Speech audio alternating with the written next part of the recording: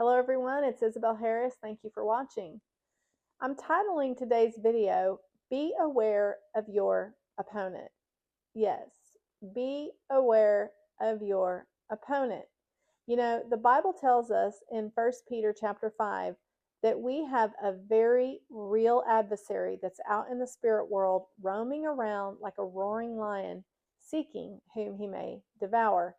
The Bible calls this adversary the devil, Satan, the accuser of the brethren. There's lots of names for him. But he's out there in the spirit world and he can see us and he knows a lot about us. You know, in 1965, there was a radio program by Paul Harvey, and he titled it, If I Were the Devil. And I went back and listened to this on YouTube. It's still on there. It's like a little 3-minute video you can listen to. And it's amazing because it really sounds like everything that's going on in the world today.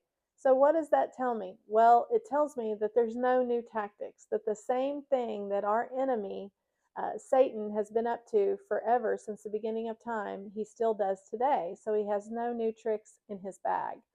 And, you know, back to him being able to see us and study us, well, I see it like this. You know, a good coach, when he's going up against an opposing team, he will watch game footage of the opposing team and he will study that and rewatch that because he wants to get a good strategy against the opposing team for the victory.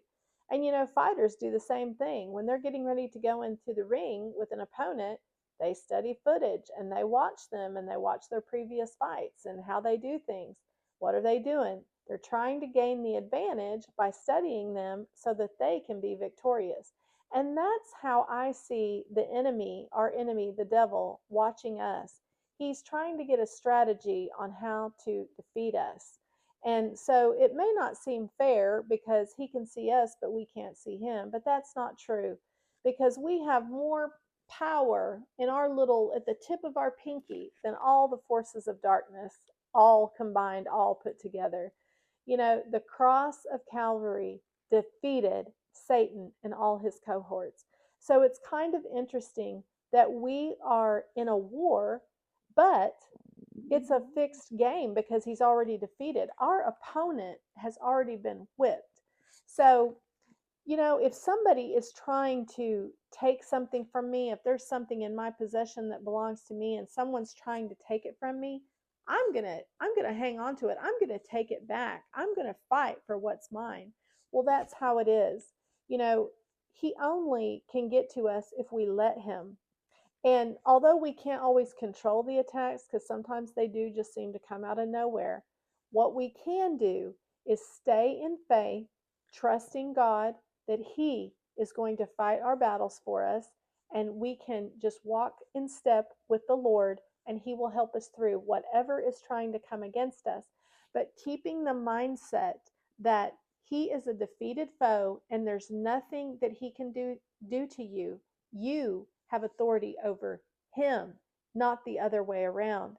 So, really, the only fight that we ever need to fight is the fight of faith, which is between the two ears, just believing and trusting in God to help us through it. And you know, this will be continual, unfortunately, until we go to heaven and get to our eternal home. We will continuously be a target of our enemy. But the good news is that he is under our feet and the banner over us is victory, and that the very same spirit that raised Jesus from the dead is alive in us. So I hope this blesses you. I just want you to be aware of your opponent that's out there in the world studying you. Don't give him any ammunition. So, y'all have a great week. Thank you for watching. I'll see you on the next video. Thank you.